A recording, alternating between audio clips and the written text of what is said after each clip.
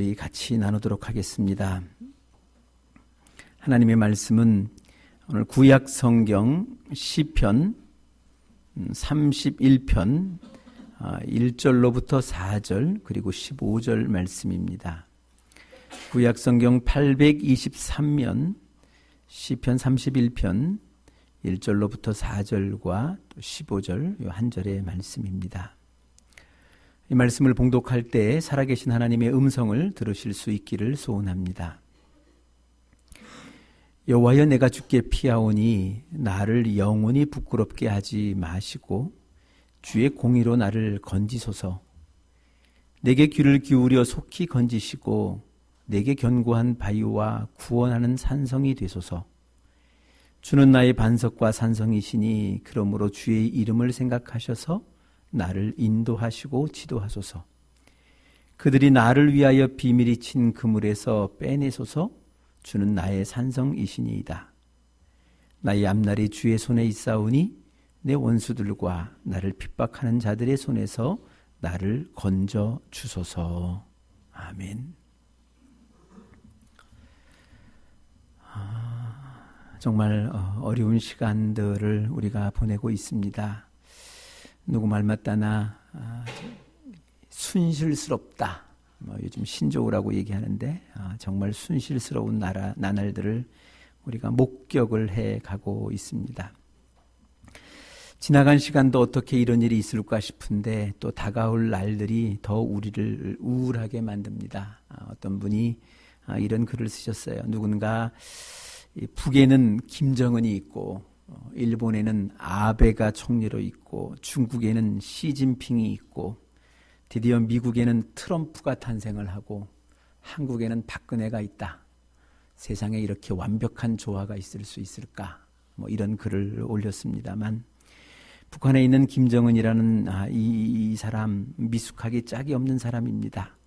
계속된 실패 속에서도 이 핵 무기 소지를 위해서 오늘도 끊임없이 채찍질을 하고 있는 그런 사람입니다. 또 세계에서 이미 두 번째 큰 나라라고 손꼽히고 있는 이 중국, 원래 이 중국은 이 집단 지도 체제를 가지고 있는 나라입니다만 이 시진핑이라는 이 새로운 지도자에 의해서 이 집단 지도 체제가 깨지고 1인 독주 체제로 이미 중국은 변해가고 있습니다. 일본에는 그 옛날 전쟁을 치르면서까지도 정복에 대한 향수를 불러일으켰던 바로 그런 사람, 그래서 평화헌법까지 깨고자 하는 그런 사람이 총리로 오랜 시간 일을 해오고 있습니다. 급기야 지난 주간에는 소위 이 세계화, 온 세계가 함께 더불어 있다라는 것을 포기해버리고 오직 우리나라, 이 아메리카니즘만을 주장하는 그런 이 트럼프라는 사람이 미국의 대통령이 되었고 또 이제 세계가 그의 영향을 받을 수밖에 없는 그런 지경에 이르게 되었습니다.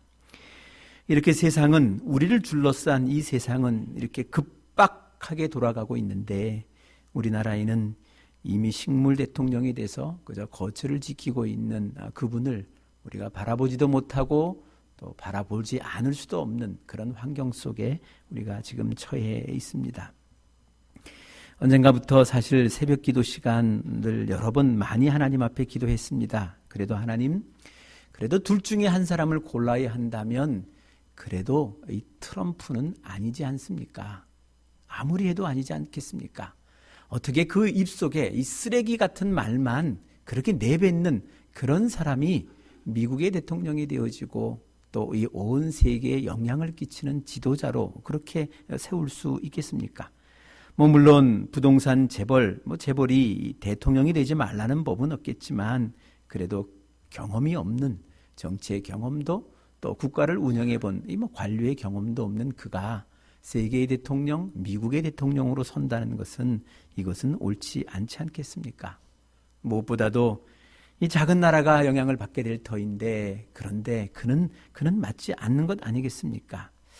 생각해 보면 이제 당장 그가 공언했던 것처럼 정말 주한미군을 철수한다라고 하면 또 우리의 국론은 분명히 분열되어질 텐데 누구는 붙잡아야 한다고 돈을 더 들여서라도 붙잡아야 된다라고 외치는 사람이 있는가 하면 누구는 이참에 그냥 우리끼리 잘하자고 또 그렇게 이 국론이 분열되어 있을 터인데 또 한 걸음 더 나아가 이미 신뢰를 잃어버린 이 지도자 또 이미 신뢰를 얻을 만한 지도자를 갖고 있지 못한 우리나라가 누구를 통하여 한 목소리를 한 마음을 품을 수 있겠습니까? 또 북에 있는 저 어린 김정은의 마음, 그 마음을 어떻게 잘 다스리고 가르칠 수 있겠습니까? 또 생각해 보면 무엇보다도 유럽의 나토마저도 포기한다는 저의 말대로 이 나토와 일본, 이 동맹을 저버리면 이 세계의 힘의 균형이 무너지게 될 것이고 그러면 그냥 우리가 이 북한과 중국과 러시아를 마주대하게 될 터인데 우리나라가 그것을 감당할 수 있겠습니까? 그러니 하나님 그 사람은 아니지 않겠습니까?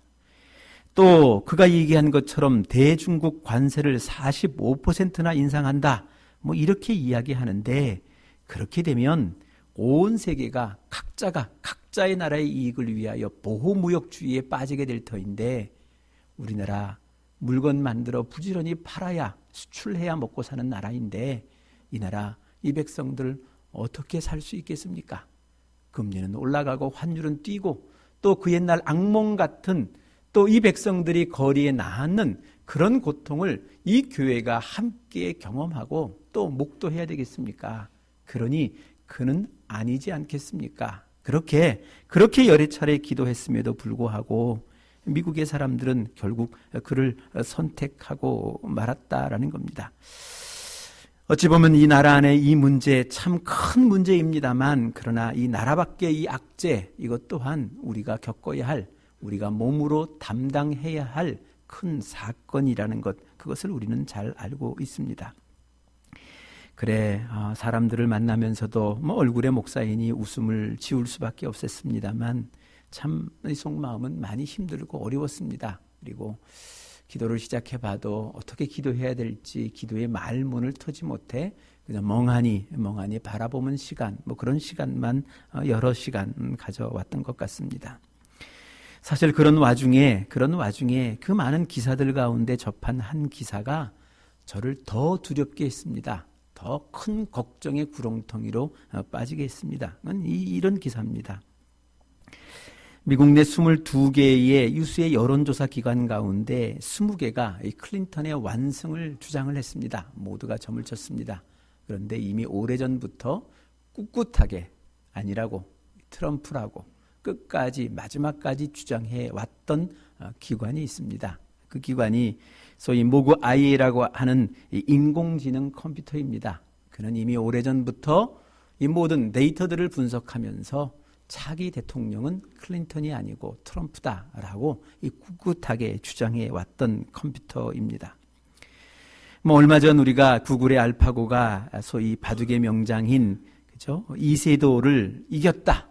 뭐 이런 정도로 해서 이 인공지능 시대가 우리에게 다가왔다라는 소식을 전해 들었습니다만 그러나 여러분 그저 뭐 인간 체스를 이겼다, 인간이 두는 바둑을 이겼다, 뭐 게임을 이겼다, 뭐 이런 이야기가 아니고 정말 무시무시할 만큼 성큼 이 인공지능 새로운 과학기술이 우리를 엄습하고 있다는 사실 바로 그것을 이 기사를 통하여서 확인할 수 있었다는 겁니다. 세계경제포럼인 다보스 포럼의 회장인 클라우스 슈밥이라는 분이 이 책을 한 권 쓰셨습니다. 그 책 이름이 제4차 산업혁명입니다. 이 책을 보노라면 사실은 등골이 더 서늘해집니다. 그런 얘기하기를 이미 이 세계가 소위 인더스트리 4.0 제4차 산업혁명에 이미 들어서 있다라고 그는 진단을 해주고 있습니다. 아시는 것처럼 1차, 2차, 3차 산업혁명을 거쳤는데 이제는 그 단계를 이미 넘어서 4차 산업혁명에 이미 접어들었다. 그래서 이 4차 산업혁명을 초연결사회다라고 그는 그렇게 부르고 있습니다. 우리가 익숙한 이 모바일 인터넷 시대, 또 이 빅데이터를 활용한 인공지능 시대, 또 이제 우리가 심심찮게 듣고 있는 3D 프린터를 통한 이런 많은 것들, 이런 것들이 이미 이 4차 산업혁명이 우리에게 다가왔다는 것을 우리에게 보여주고 있다는 겁니다. 그러면서 그의 보고서, 2015년도의 보고서입니다. 이 세계경제포럼 보고서에는 그로부터 10년 후 2025년, 지금으로부터 이제 9년뿐이 안 남았습니다. 9년 남은 이때의 티핑 포인트, 급격하게 다가와 있을 여러 가지 21가지 포인트를 지적을 합니다. 그 중에 몇 가지만 여러분들과 좀 나누어 보려고 하는데요. 2025년이 되어지면 최초의 로봇 약사가 등장한다라고 얘기를 합니다. 그리고 3D 프린터로 제작한 자동차가 최초로 생산을 하게 되고, 또 이미 상업화된 최초의 인간 삽입형 이 모바일 폰이 등장할 것이다. 그러니까 여기에 심는 겁니다. 들고 다니는 게 아니라 심고 쓰는 이 모바일 폰이 등장할 것이다. 그리고 도로를 달리는 자동차 가운데 10대 중 한 대가 소위 자율주행 자동차, 기사 없이 달리는 그런 차가 되는 시대가 될 것이다. 그리고 3D 프린터로 만들어진 이 간을 최초로 이식하는 수술이 그때쯤은 이루어질 것이다. 그리고 이 인공지능이 기업 감사의 30%를 수행할 것이다.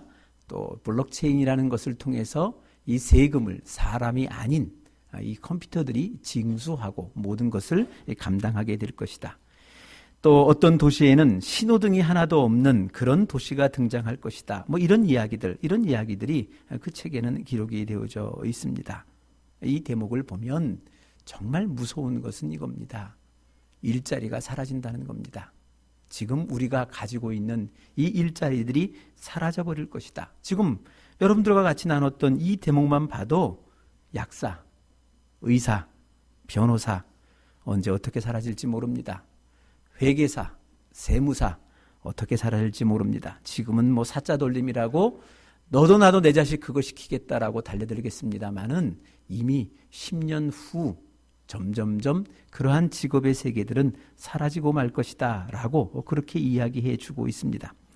그리고 한 걸음 더 나아가 이야기하고 있는 군인, 경찰, 운전기사 그 외에 여러 직업 직군들이 앞으로 점차 속도를 내서 사라질 것이다 라고 그렇게 이야기해 주고 있습니다. 실제적으로 우리는 잘 모르겠습니다만 지난 4, 5월에 23년 동안이나 중국 땅을 지켰던 아디다스 운동화 공장이 중국을 철수하여 본국 독일로 돌아갔습니다. 중국의 한 50만 컬레 생산하는 공장이라면 사람이 한 600명 고용돼서 운동화를 만드는데 이제 그 정도의 공장은 독일로 들어가면서 단지 관리자 10명만 필요한 그런 소위 스피드 팩토리라는 이런 공장이 이미 완공되어서 운영 중에 있습니다. 그러니까 이런 시대가 되었습니다. 오늘 내가 운동화를 인터넷으로 신청을 하면 바로 그 즉시 3D 프린터와 로봇에 의하여 운동화가 만들어집니다. 그리고 내일 여러분들 앞에 발송이 되어진다. 소위 스피드를 내는 이런 팩토리가 이제 완공되었고 세계 큰 도시 한복판에 이런 공장들을 건설하겠다. 면적도 많이 필요 없습니다. 사람도 많이 필요 없습니다. 그저 조그마한 공간이면 충분하다는 겁니다. 택배를 통해 발송해 주겠다. 이것이 이 아디다스가 가지고 있는 새로운 꿈의 모습이다라는 겁니다. 이렇듯 오늘 우리가 일하고 있는 이 많은 일자리들이 상당수 사라질 것이다. 그래서 15개국에 통계를 내보니까 이때쯤 되어지면 이렇게 새롭게 발전되는 기술로 인하여 200만 명의 일자리가 생긴다면 700만 명의 일자리가 사라질 것이다. 그러니까 결국은 500만 명의 일자리가 없어질 것이다 라고 그렇게 전망을 해주고 있습니다. 또 말해주기를 우리 지금 우리 유아유치부 아이들에 해당되어지죠. 만 7세 이하의 이 아이들, 우리 아이들입니다. 이 아이들이 직업을 선택할 때에는 지금 우리가 가지고 있는 직업의 65%가 사라져 있을 것이다. 저는 45%와 또 새로 생기는 몇몇 개의 새로운 직업을 선택할 수밖에 없을 것이다. 이렇게 전망을 해주고 있다라는 겁니다. 여러분 이 책을 읽고 이러한 이야기를 들으면 정말 놀랍고 두렵습니다. 과연 이런 시대를 우리가 맞이할 수 있을까? 나라도 복잡하고 세상도 복잡한데 이러한 또 다른 큰 짐을, 이 두려움을 우리가 과연 마주대할 수 있을 것인가? 우리 자식들이 그 시대를 살아갈 수 있을 것인가 라는 그런 마음들이 우리에게는 달려든다라는 겁니다. 이러한 마음들 한 몇 주간 어수선한 상황 속에서 그저 주의 주신 말씀들을 보면서 눈에 띄었던 또 주셨던 말씀들이 이 두 군데가 있었습니다. 먼저는 창세기 11장 바벨탑의 사건입니다. 당시 언어가 하나였다고 얘기합니다. 어떤 언어인지는 모르겠습니다만 언어가 하나였던 그 시절에 저들이 동방으로 이동하던 중에 시날이라고 하는 큰 평지를 만나서 저들 속에 새로운 욕심이 생깁니다. 이름을 내고 싶은 욕심, 그리고 혹시 있을지 모를 흩어짐을 면하고 싶은 욕심, 이 두 욕심이 생겨서 저들이 소위 바벨탑을 계획을 합니다. 그래 그 바벨탑을 건축을 해내죠. 그래서 많은 고고학자들에 의하면 이 바벨탑의 크기가 높이가 한 90cm, 또 그리고 그 폭도 90m, 폭도 90m쯤 될 것이다 라고 그렇게들 추측을 해주고 있습니다. 한 90m 높이니까 요즘으로 얘기하면 한 7층, 8층 정도 건물입니다. 요즘으로 얘기하면 7, 8층이 높겠습니까? 많은 당시로서는 엄청난 겁니다. 왜냐하면 그것 지어놓고 이들이 이야기한 것이 그것이었거든요. 우리가 하나님께 닿자, 하늘을 찔러보자. 바로 이 말을 할 만큼 엄청난 대역사를 당시에 그들이 그것을 건축하며 외쳤던 구호이기 때문에 그렇다라는 겁니다. 그런데 문제는요, 이 모든 것들이 무너져 버렸다는 겁니다. 하나님이 무너뜨리셨다라는 겁니다. 저는 이 대목을 생각합니다. 여러분, 세상이 변할 것 같습니다. 엄청나게 변할 수도 있을 것입니다. 그러나 그 엄청난 변화의 끝이 우리로 하여금 하늘에 닿자는 그 마음을 품게 하고, 우리로 하여금 우리가 하나님으로부터 흩어짐을 면하자라는 그런 마음을 품게 하는 한 그 모든 것들은 완성되어질 수 없을 것입니다. 결국 어느 한순간 하나님에 의하여 순식간 무너질 수밖에 없는 그런 시대가 올 것이다. 오늘도 우리가 경험하고 있지 않습니까? 그의 말 한마디면 법이었습니다. 대기업의 총수까지 돈을 빌려서 그것을 이루어낼 수밖에 없을 만큼 엄청난 권력이었습니다만, 오늘 이 백성 앞에 부끄러이 무릎을 꿇을 수밖에 없는 이 바벨탑이 무너지는, 권력의 바벨탑이 무너지는 사건들을 우리가 보고 있지 않습니까? 그렇듯 오늘 우리가 또 인간들이 과학을 통하여, 물질 문명들을 통하여 바벨탑을 쌓는다면 어느 한순간 또 하나님에 의하여 또 한 번의 무너짐을 통해 또 한 번의 기회를 우리가 얻을 수 있지 않겠는가라는 그런 생각을 갖게 되었습니다. 또 한 곳의 말씀이 오늘 이 시편 31편의 말씀입니다. 이 시편 31편의 이 말씀이 저에게는 아주 강하게 다가왔습니다. 우리의 앞날이 주의 손에 있습니다. 이 말씀이 제게는 너무도 강하게 다가왔습니다. 어제 우리 교회가 가르치는 아이 가운데 윤리 선생님을 꿈꾸고 있는 고3 아이가 오늘 이 시국에 특별히 광화문 그 총궐기 대회에 꼭 나가보고 싶다. 그런 아이가 있어서 혹시 위험할지도 몰라서 그 부서의 전도사님이 자청을 해 가셨습니다. 그리고 그 편에 교사로 있는 저희 큰딸이 같이 나갔습니다. 같이 나간 중에 사진 한 장이 어떤 글을 통해서 올라왔는데, 그곳에 이 세 명의 얼굴이 너무 해맑은 겁니다. 너무 밝은 얼굴로 그렇게 찍혀있는 그 사진 한 장을 제가 어떤 글을 통해서, 어떤 SNS 이 글을 통해서 보게 되었습니다. 보도에 의하면 100만 명이 가까운 수가, 넘어가는 그 수가 그곳을 스치고 지나갔다고 이야기하는데, 깨끗하게 정리전동도 또 과격한 구호가 있는 곳에 사람들이 외면하면서 그렇게 그 대회를 마칠 수 있었다라는 그런 보도도 밤늦게까지 접할 수 있었습니다.